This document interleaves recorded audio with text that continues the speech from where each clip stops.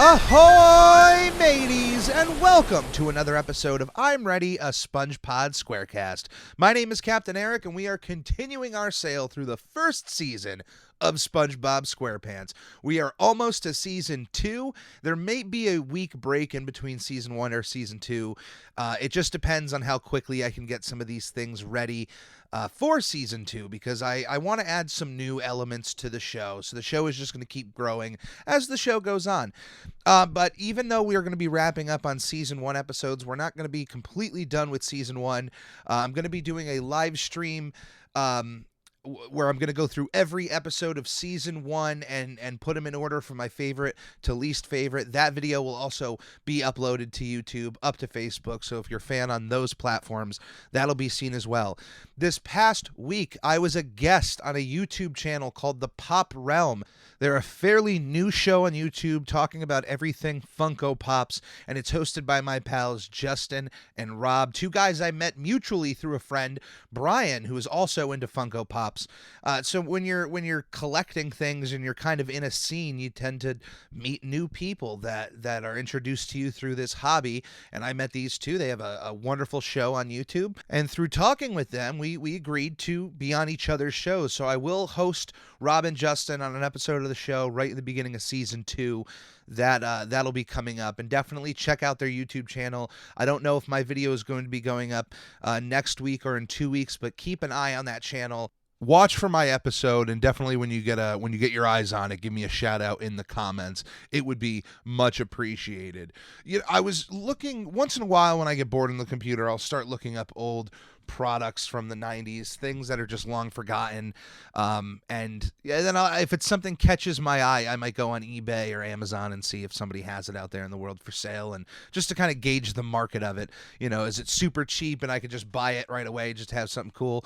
I looked up some Rugrats products from the 90s, video games. I was kind of in the video game realm to see if there were any accessories for video games for the Rugrats. And through my findings, I remembered these commercials happening of the Rugrats Gateway PC, which I don't know if anyone remembers those, but they had these pieces, like you can get the Rugrats PC. It was an all-in-one from Gateway. And I found the flyer and I found the commercial, and for like 10, 15 minutes, I was like, I got to find this computer. I got to get the Rugrats computer, until I really just looked into it.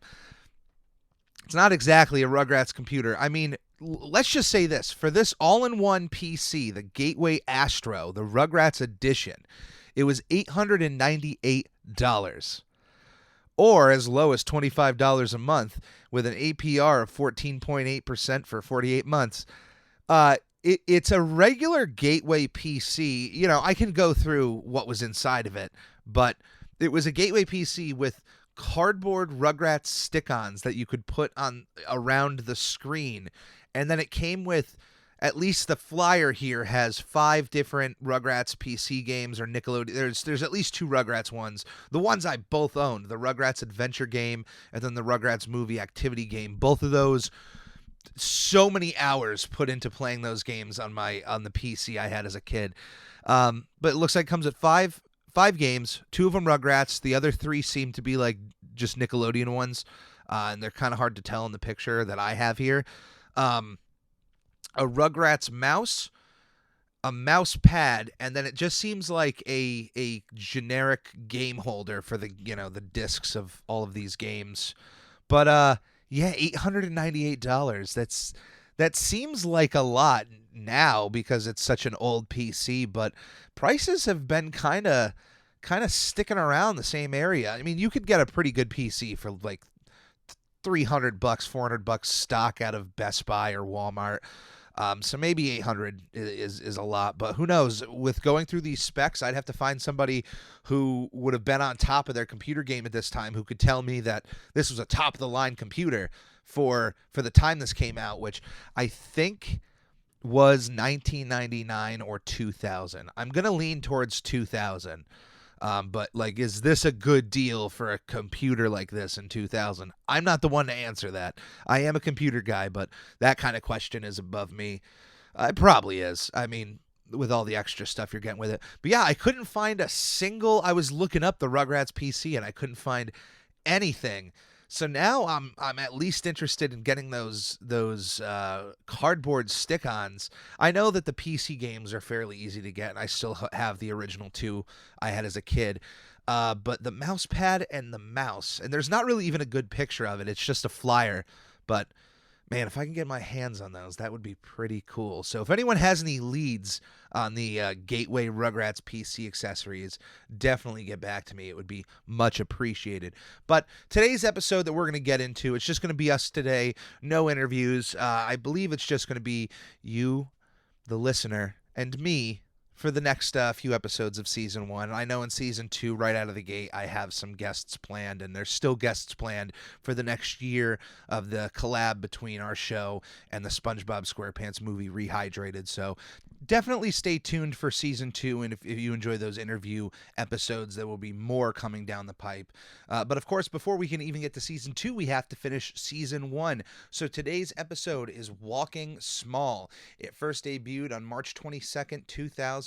It is the second part to the 18th episode of SpongeBob SquarePants, and one of my favorite episodes of the season. I love that we finally have a Plankton episode where his focus really isn't on the Krabby Patty secret formula. Like, he's legitimately trying to grow the Chum Bucket brand.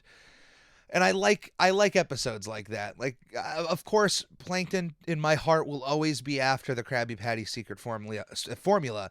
But those episodes that can just take a back seat from that and let Plankton grow as a character in other ways, I will always cherish. And this is one of them. So before we get into the episode, we're going to take a quick ad break. And then when we get back, we will watch the show. Magic Conj, will I ever get to meet Tom Kenny? Maybe someday. Oh, so you're saying there's a chance. Okay. Should I tell fans of the show how they can support us? Yes. Goofy Goobers, supporting the show is shockingly easier than catching a blue jellyfish. Right from our Anchor page, anchor.fm/SpongePod, you can find links to all of our social media and a support button if you happen to have a few extra clams. Also follow us on twitch.tv/SpongeBobPodcast, where it's not only the official home to our sister show, Video Bob Game Pants, it's also where I stream live drawings of various Nickelodeon characters and host the opportunity for commissions and giveaways. Lastly, the official merchandise store is now open at redbubble.com/people/SpongePod, where various designs will be uploaded inspired by our show, including our official logo, which is now available on a multitude of products like t-shirts, stickers, duvet covers, and even a shower curtain. This is a podcast by a fan, for fans, and will always be fan-driven. Any way you see fit on supporting our show is much appreciated. Thank you, and enjoy. 2,000 years later. And we're back with Walking Small. So if you want to watch along with us, by all means, get your Amazon Prime memberships, get your DVDs out. I will be starting right at the beginning of the title card right now.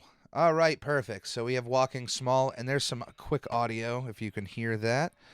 That'll know where we are. But I got to turn that down because we can't be flagged for putting this kind of audio up. Another thing I really like about episodes like this are the ones that can just stay in one location for the entire episode. And more specifically, I like that it's Goo Lagoon. Almost every episode I've seen where Goo Lagoon is the central location of the episode, I find that those are some of my favorites. They get a lot of use of Goo Lagoon, but Plankton's announcement of the Chum Bucket Mega Bucket goes on deaf ears, literally. And what's really crazy is the fact that he's building it in the first place. As far as we know, the Chum Bucket has never really been successful on its own. There are certainly episodes out there that exist that have Plankton selling something and being slightly successful, but it lasts usually within that episode, or for whatever 5-10 minutes he has the success for. So the fact that he wants to build a second restaurant, maybe he thinks just the beach setting would be better for Chum. I have no idea, and his thought process interests me. but this is one of my favorite moments of SpongeBob stepping on the beach. I don't think since seeing this episode I've ever gone to a beach without thinking of stepping on the beach. Every time. Every time. It is like it's an earworm for those kind of moments. But we see Plankton in this episode take on a bit of a mentorship role for SpongeBob. And we see some characters getting the chance to do this. In a lot of ways, Squidward gets to sometimes be a mentor. Mr. Krabs gets to be a mentor. And we don't get to see too much of Plankton being a mentor. And this is one of those episodes where we actually get to see him take the driver's seat. And you're kind of rooting for him in a way. And you're also rooting for SpongeBob because in some cases, Plankton is giving him some good advice. We got to give credit where credit's due. When SpongeBob has his ice cream stolen, Plankton rightfully says, hey, you should be assertive. You should go get your ice cream. And of course, Plankton doesn't know where the line is for assertiveness. Of course, being assertive and making sure you don't get walked on are important life lessons that you should follow. But there's a line, and I think Plankton is in the right direction with some of his advice for SpongeBob, but just doesn't know how to not cross that line. But the people who do grow up with the mentality that you just have to be aggressive and assertive 100% of the time, like that is the key to success. It's not. There are certainly people out there who have found their own personal successes living like that, but I guess it just all depends on what you're looking for. If you're looking for most people to not really like you and to just kind of come off like a jerk, yeah, go ahead, be assertive and aggressive 100% of the time. There's times for it, and there are certain times that I would tell somebody, yeah, you should kind of. There's so many euphemisms that just I would probably come off inappropriate this time, but you got to stick up for yourself. That's like the biggest thing. Don't let people walk on you. Don't let people sit on you too. And if you're going to, definitely be insertive and just put your finger in their pocket. Beep beep. They'll get off you. No one's gonna stay down and sit on you if you do that. But they're the weirdos in that situation. This is actually the second episode where SpongeBob wears a different clothing style than his usual shirt and pants. The first episode was ripped pants, so this is our second episode of the season where SpongeBob spends the entire day at the beach. We would actually see kind of less of that. I feel like after the first season, they would maybe use the going to the beach maybe once a season, and it really even wouldn't be a part of like the main part of the episode. It would just kind of be a part of it, like the characters are there. The biggest one I remember used of this is of course Lifeguard on Duty. One of my favorite episodes of the entire series. But here we have Plankton being absolutely mean to this eel guy. This is the part I'm talking about. Is you should be assertive, and SpongeBob should have told him, hey, you took my ice cream cone. But Plankton was getting really insulty, and you don't need to the second you start bringing insults into an argument is the second you start losing, because then the insults become usually they overshadow whatever the argument itself is. So that's little life lessons for you from an old man. I've lived far too long on this planet to not be able to give you some advice. Apparently, this is the first episode to use the APM track "Arnold is Back." Well, I've been hoping to hear that for the last few years, ever since the Jungle movie. I thought that was such a success that they would bring Hey Arnold back with a new season. I was shocked they didn't, but who knows? Hey, I'm gonna tie your shoes if you don't give that back. What an insult. There are people out there who would not be able to handle that kind of humor. They would instantly get super aggressive. Talk about being aggressive. That would certainly happen. But there isn't a lot to there's not many errors in this episode compared to a lot of episodes from season 1. And of course this joke style is kind of making fun of Jerry Seinfeld. For those that don't know, there seems to have been this um, the way that people would make fun of Jerry Seinfeld is him talking about what's the deal, what's the deal with airline food? Oh my god. And if you go back and actually watch Seinfeld, I think he may have only ever said what's the deal with once, and it just permeated as this collective idea of like, oh yeah, that's all of Jerry Seinfeld's comedy from Seinfeld, or the opening monologues of the show. So yeah, the fact that SpongeBob made that reference, I mean, it was a big enough cliche to make fun of Jerry Seinfeld that way. But yeah, this is one of the first times that I've ever heard of them making fun of Jerry Seinfeld in a Nickelodeon show. So now Plankton has somehow convinced SpongeBob to really, truly go assertive, to the point that SpongeBob is coming up with really negative ideas himself. Like, he's starting to not just listen to Plankton, but branch off of what Plankton is asking for. And this is the kind of thing of a SpongeBob that I think has been, maybe it's not been lost 100%, but I definitely think it's been lost from subsequent seasons, is that SpongeBob, being a sponge, is a sponge for information. And I like the idea that even though he is an adult, that he has that childish attitude about him, that he can be influenced by somebody he's hanging around with enough to do something. And yeah, thinking about it, maybe they haven't lost it as much as I thought, but I feel like the fact that SpongeBob was able to do some real negative things here, really bad negative things, show just a bit more of an open influence he has. But he's able to correct 100% of all of those, which is the main reason to like SpongeBob, is he's just a genuine, positive, optimistic character. So even though we have him here eating all the hot dogs, ruining all the kites, like, he's able to fix those issues just as quickly as he caused them. So it's kind of the good of SpongeBob, and the fact that he was even able to call out Plankton here at the end really, really helps as well. Although I certainly would not take hot dogs that somebody wrapped up in their tongue and swallowed and then coughed back up.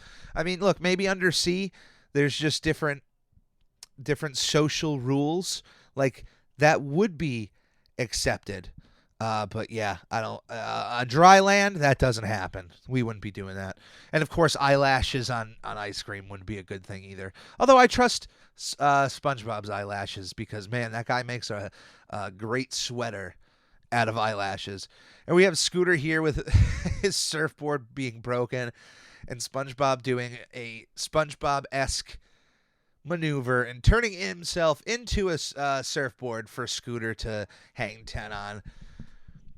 Which I don't know, even if he was able to flatten himself as a sponge, I don't know how well he would do on the waves. But with Scooter and with the goo, I guess SpongeBob makes a great surfboard.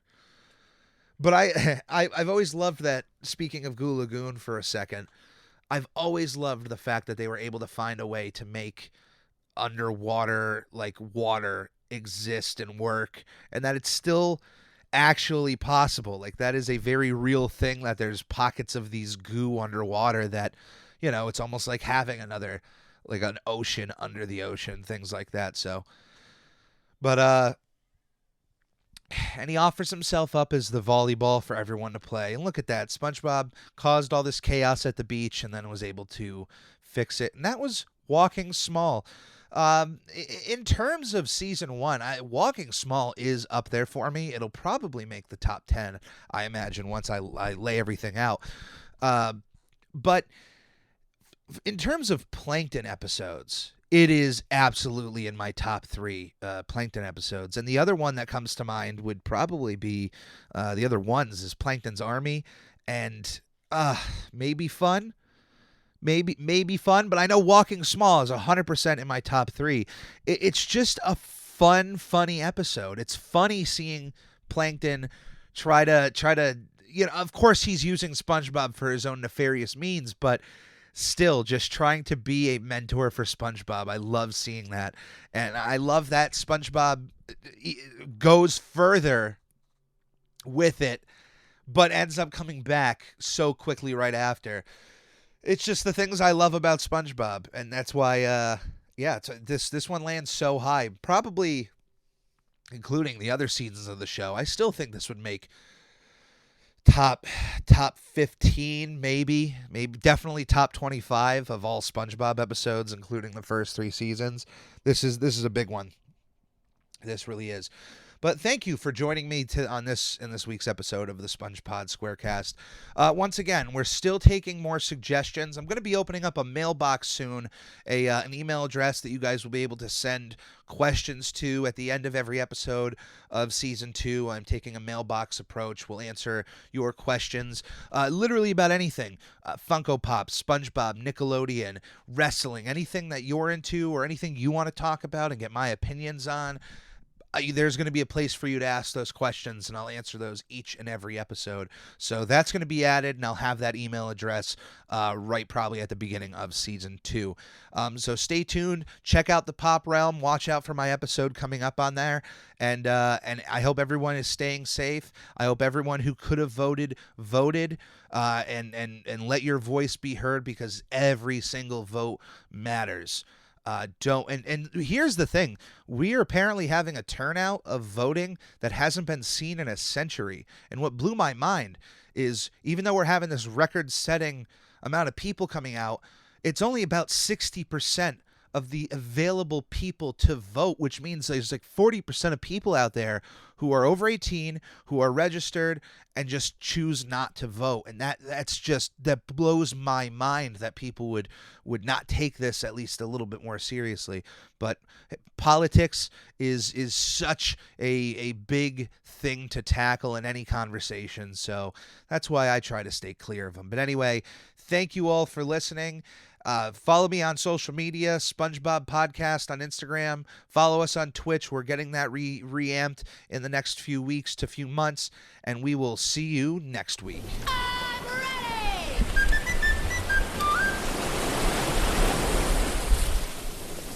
Magic Conj, will I ever get to meet Tom Kenny? Maybe someday. Oh, so you're saying there's a chance. Okay. Should I tell fans of the show how they can support us? Yes. Goofy Goobers, supporting the show is shockingly easier than catching a blue jellyfish.